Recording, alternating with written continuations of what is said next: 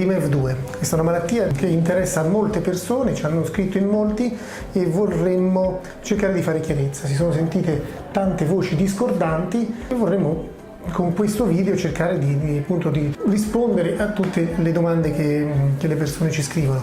Allora, è una malattia che purtroppo è presente in Italia ed è presente da diversi anni.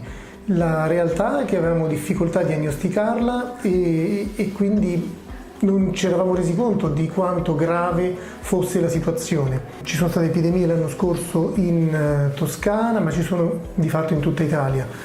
E nello specifico noi che lavoriamo su Roma purtroppo stiamo fronteggiando un'epidemia che abbiamo visto iniziare verso dicembre, ce ne siamo resi conto forse verso dicembre-gennaio, e tuttora è in corso. Adesso nelle ultime 2 settimane in realtà non abbiamo più visto casi, però è molto difficile riconoscere un caso di MEF2. Cosa succede? Come possiamo sospettare un caso di MEF2? Innanzitutto c'è da dire che è una malattia mortale, per questo dobbiamo stare molto attenti e cercare anche di essere civili, cioè se abbiamo un sospetto cerchiamo di far fare le indagini perché può salvare la vita ad altri conigli. I sintomi che vediamo sono quelli di un abbattimento, di un'anoressia, cioè il coniglio non è più interessato al cibo e il proprietario capisce che qualcosa non va. Spesso cosa fa il proprietario? Dice ma vediamo cosa succede, qualche ora. I proprietari più apprensivi giustamente invece vanno subito dal veterinario. Il primo passo quando il coniglietto non mangia di solito è un esame radiografico e alla radiografia il quadro diciamo che è compatibile con un blocco intestinale. Quindi all'animale vengono fatte le prime terapie mentre si attende il risultato delle analisi del sangue e le condizioni di solito non migliorano.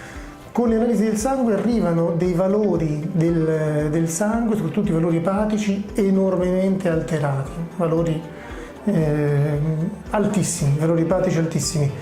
E quindi lì il sospetto diventa sempre più forte. Purtroppo il coniglietto solitamente muore nel giro di 24 ore da quando ha cominciato a manifestare l'abbattimento.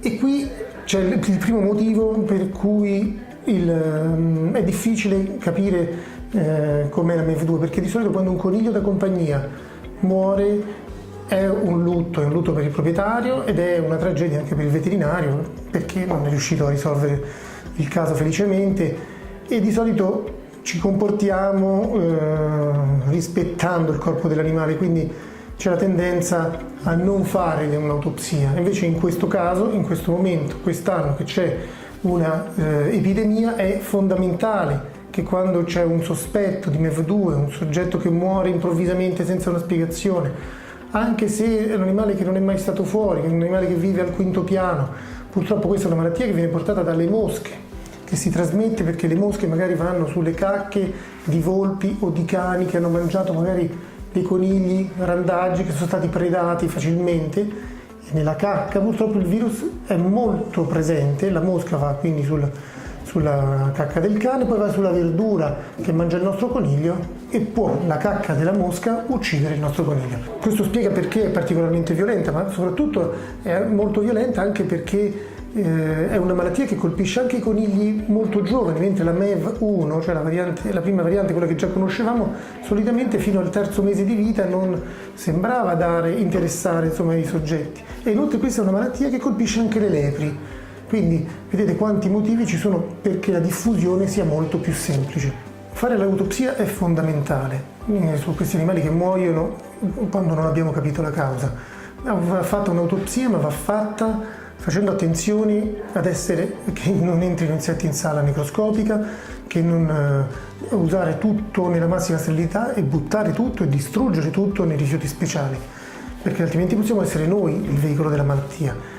All'esame autoptico spesso il fegato può risultare alterato, ma ad un occhio non particolarmente esperto potrebbe sfuggire. Se il caso è iperacuto, le alterazioni possono sfuggire. Di solito c'è anche presente una polmonite. Per il veterinario clinico, che non fa le autopsie tutti i giorni, potrebbe essere difficile capire.